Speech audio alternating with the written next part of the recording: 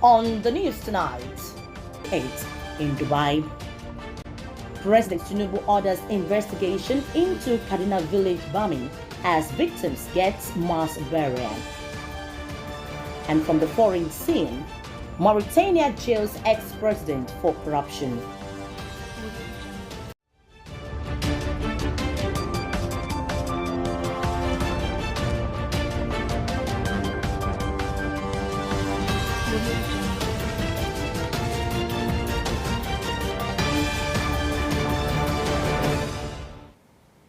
Thank you very much for joining us tonight on the news at 7 on Osrc television. I am Oyewumi Ayini Bara.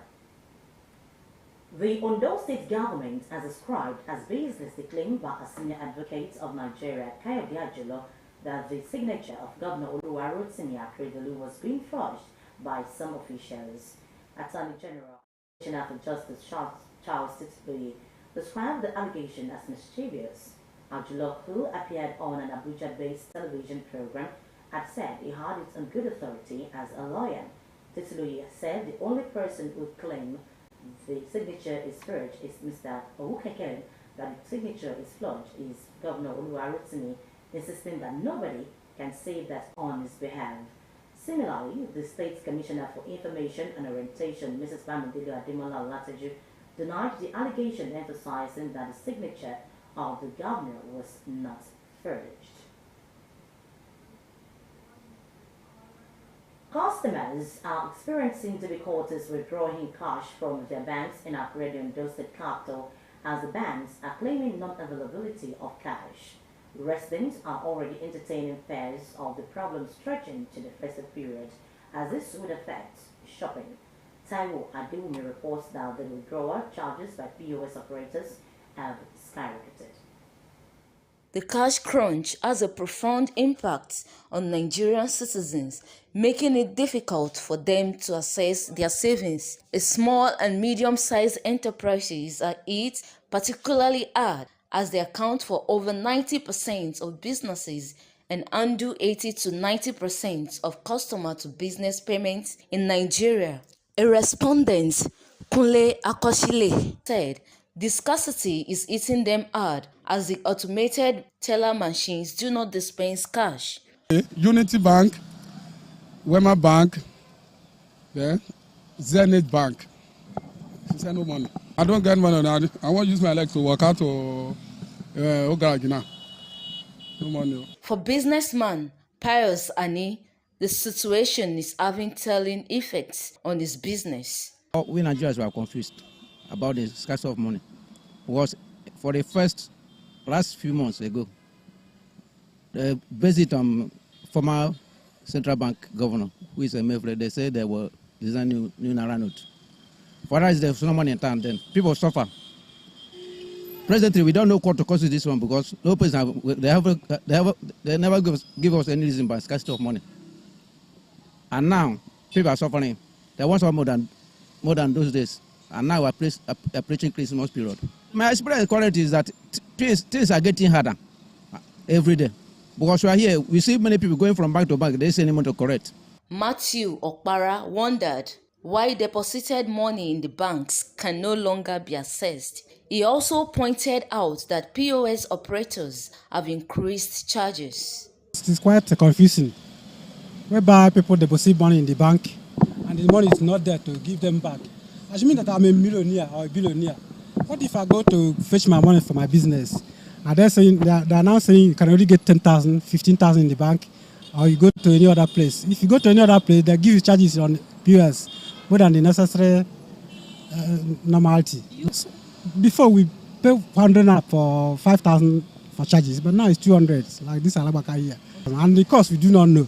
Is it that the federal government has withdrawn the money to pay the people they are always going from, or are they not able to print more money if it is scanty, or what is the cause, or do they just want to punish the masses? I don't just know. They all appealed to the Central Bank of Nigeria to quickly find a lasting solution to the liquid squeeze as festive season beckons. Findings show that physical cash is not available because CBN is not responding promptly and effectively to demand despite banks' reserves with the Apex Bank. Adewumi Taiwo, OSRC News.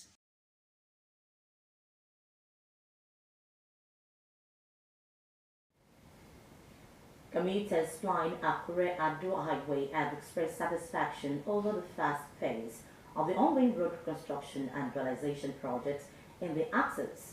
While recounting their ugly experiences, the people frowned at the attitude of the contractor handling the Ekiti State end of the project. Omorion Lakunguchi, who visited the Ondo State side of the road, now reports.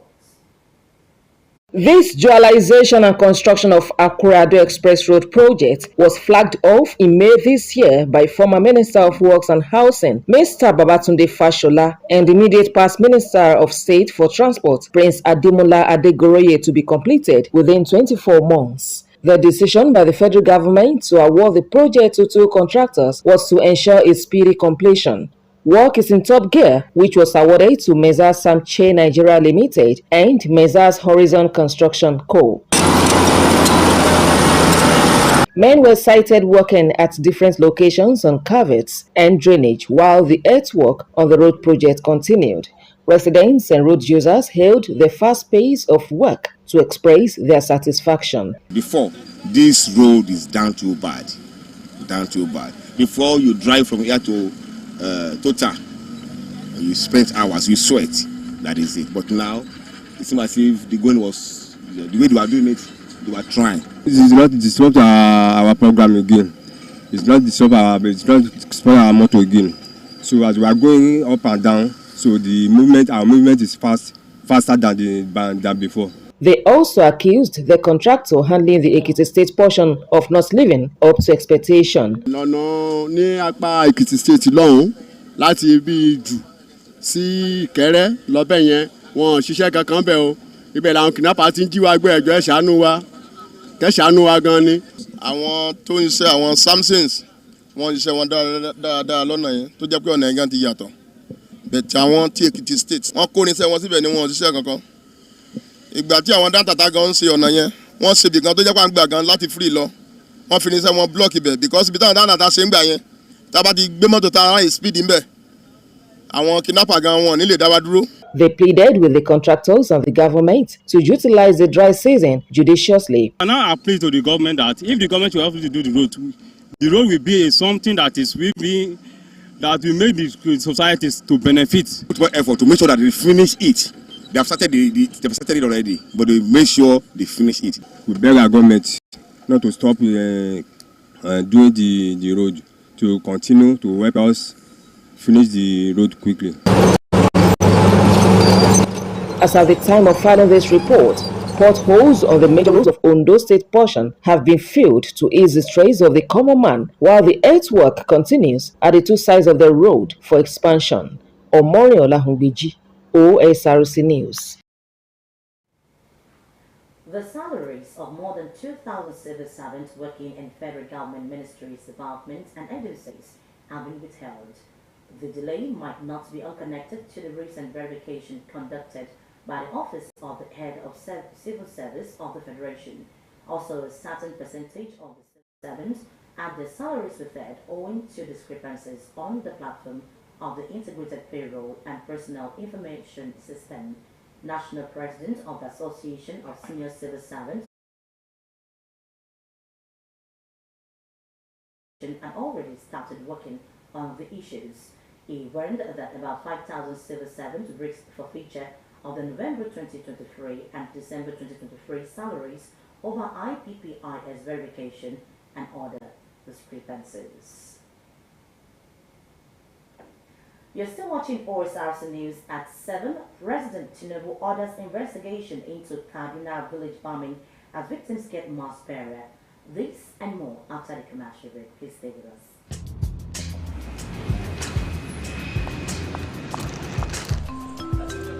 Your flight will be ready shortly, ma'am. Thank you.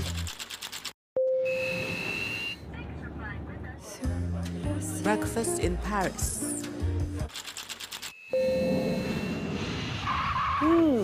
Lunch in London. This could be you. And there's more. Hey, Mai, tell them more. Of course. Now this is what I call a win. And this could be you too in the Globe Festival of Joy promo.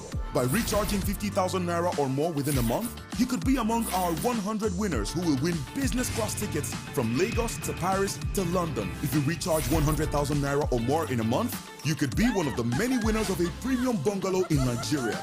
The more you recharge, the more your chances to win. How was your flight? Delicious. Glow Unlimited.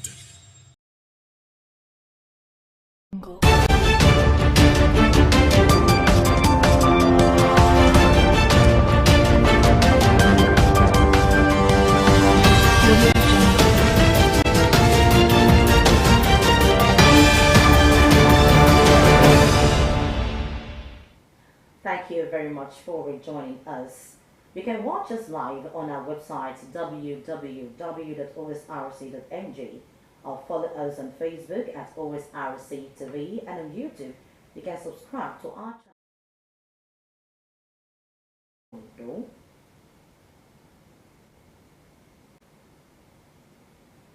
The reported number of Nigerians attending the 28th United Nations Climate Change Conference COP28 taking place in Dubai, United Arab Emirates, has drawn diverse reactions.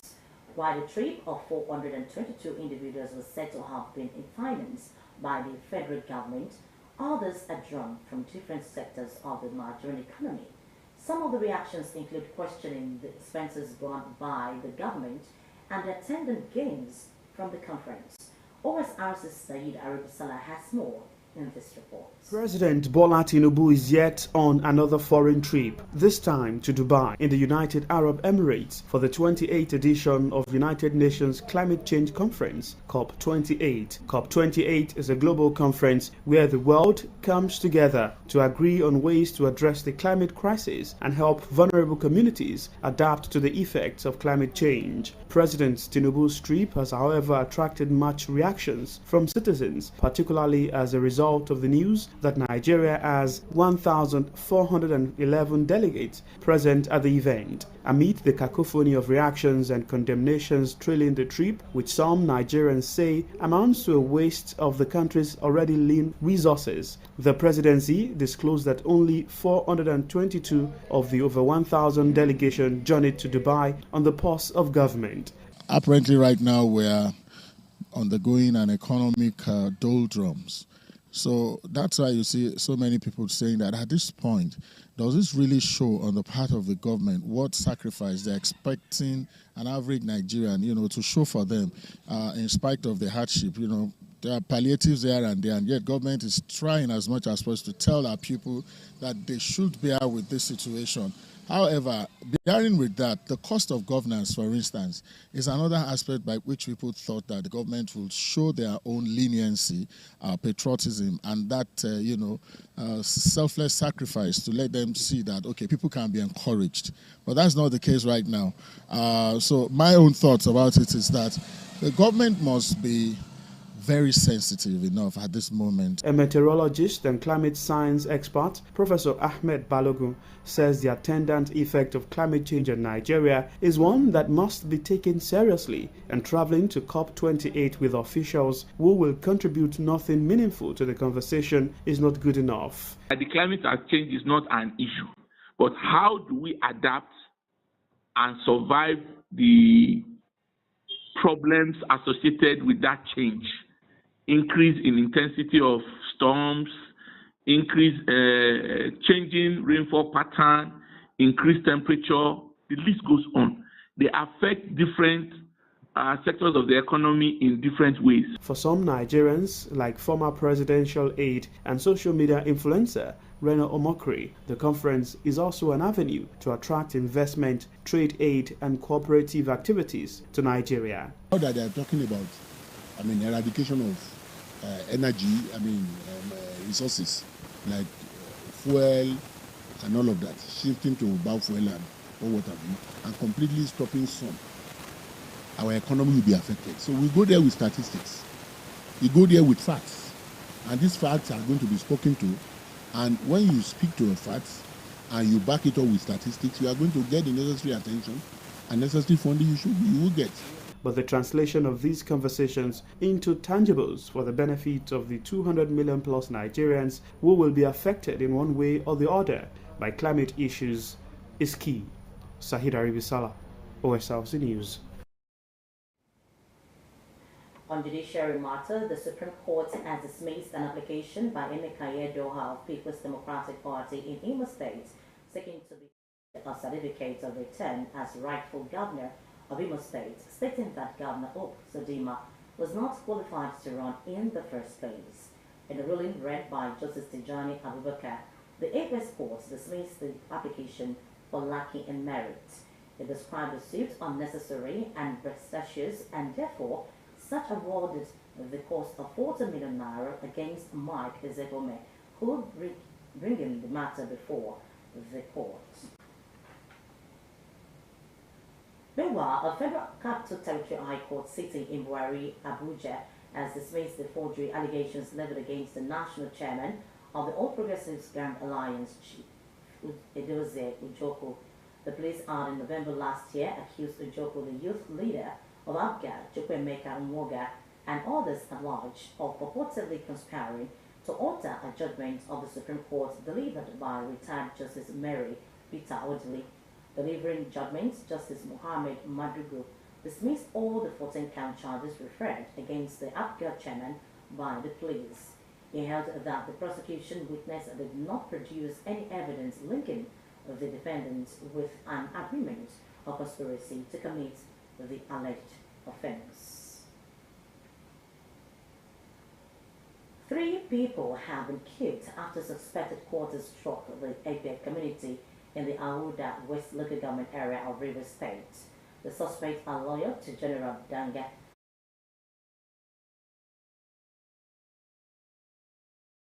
The victims, 2 men and a woman, were abducted and thereafter killed with their bodies dumped along the Ebiribia Road. The incident, which occurred on Monday, is believed to have been a reprisal against the victims for allegedly insulting General Danga's mother. Trouble started when the 2 deceased men had a quarrel, but the mother, during which she boasted that she would deal with them ruthlessly. The woman who was killed alongside the 2 males was a lover of one of them. The spokesperson of the Rivers State Police Command, Grace Enrique Koko, said investigations have started and there is a manhunt for the assailants. Meanwhile, General Danga's mother has fled the community to an unknown location. No fewer than 85 victims of Sunday accidental bombing by Nigerian Army at Tudunbiri in Igabi area of Kaduna State have been given mass burial. This is just as continued in the village, and Chief of Army Staff Lieutenant General Taoreed Lagbaja, who visited the community, sympathized with the bereaved families.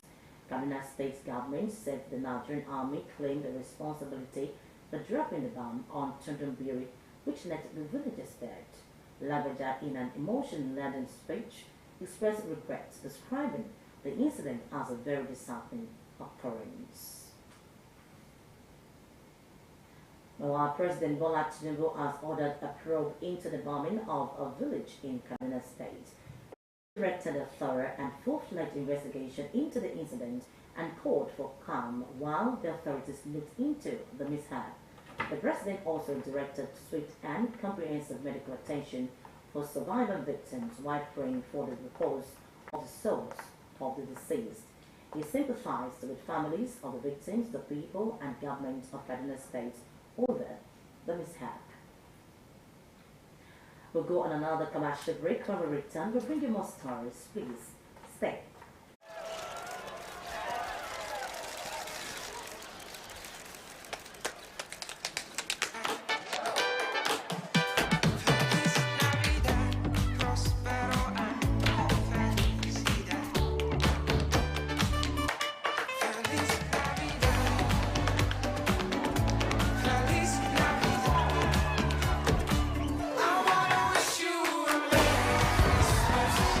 I wanna wish you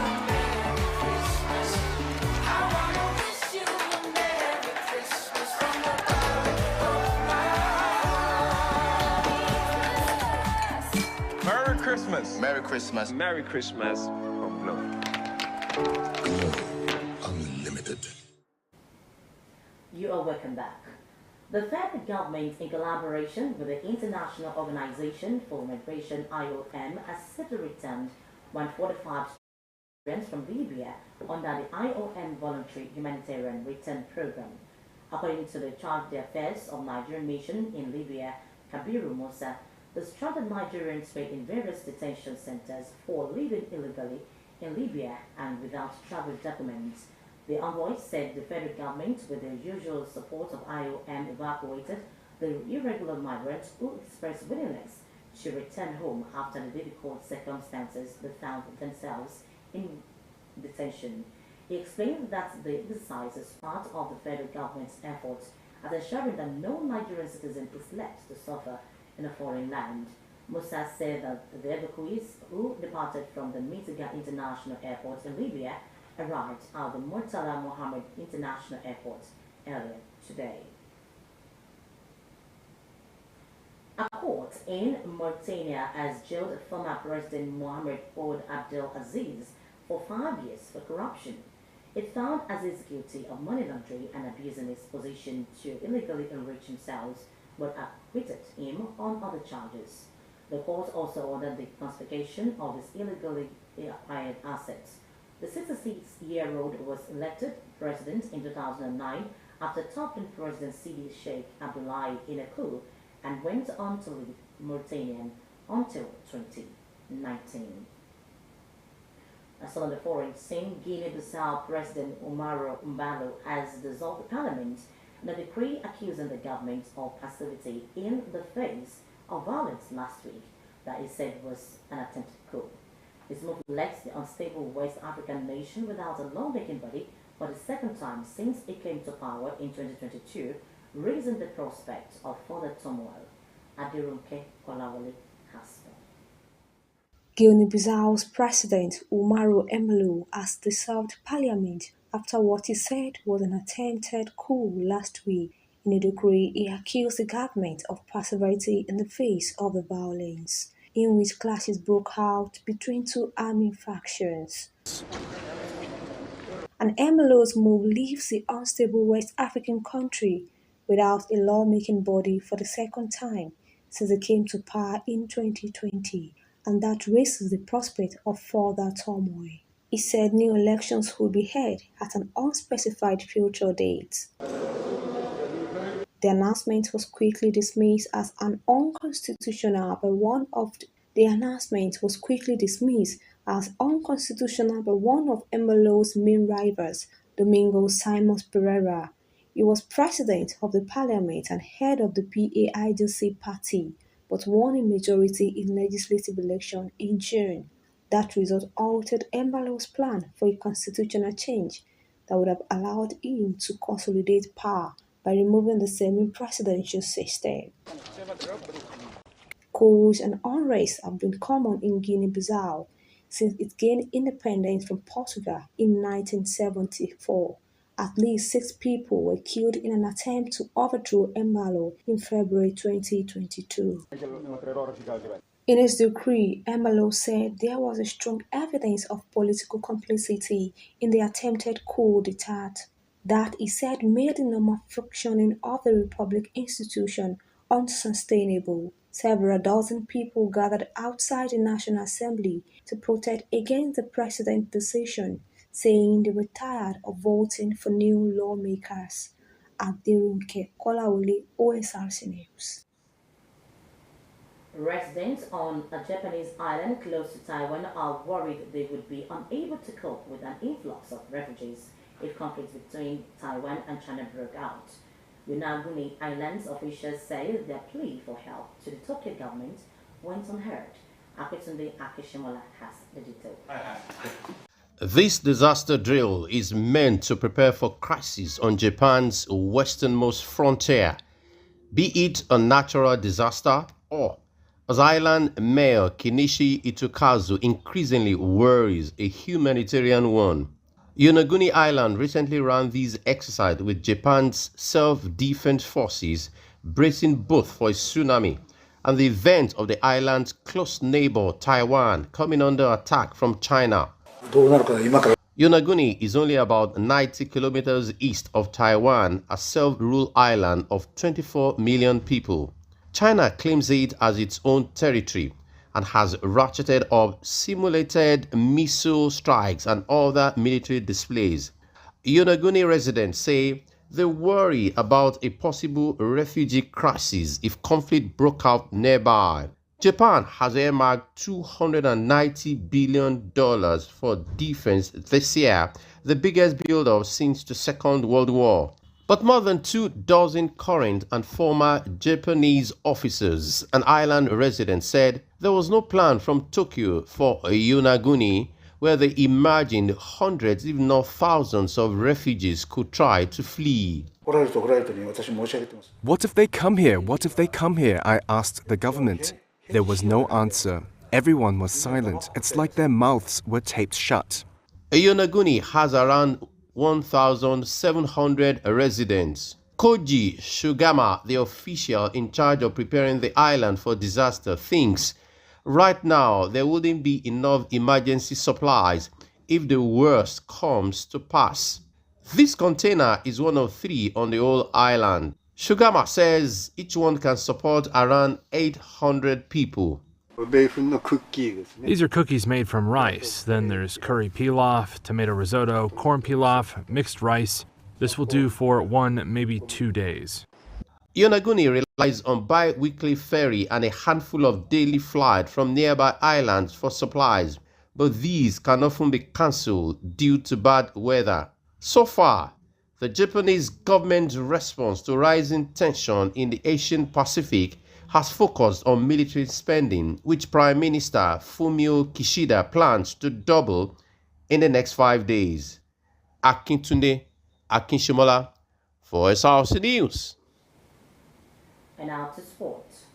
Napoli striker Victor Osimhen has been named Italian Footballers Association Footballer of the Year for his stellar showing with Neapolitans last season. The award ceremony also had other accolades, including the Team of the Year, Coach of the Year, Club of the Year, and Goal of the Season. Osimhen's 26 goals were instrumental in helping Napoli win their first Scudetto in 33 years. This feat has also seen the Nigerian nominated for many awards, including the FIFA Best and Ballon d'Or.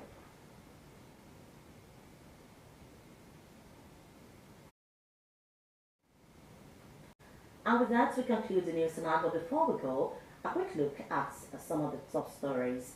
We told you that banks in Akure are struggling to pay customers who wish to withdraw their money due to a cash shortage in the banking system. Criticism have greeted the high number of delegates Nigeria sends to the ongoing conference of the parties, COP28 Climate Summit in Dubai, United Arab Emirates, at a time of austerity. The federal government was urging the citizenry to make more sacrifices. 85 victims of the Sunday accidental bombing by the Nigerian army at Tudunbiri have been given mass burial, even as President Bola Tinubu has directed an immediate investigation into the mishap. And that's the news tonight. Thank you very much for your time. Good evening.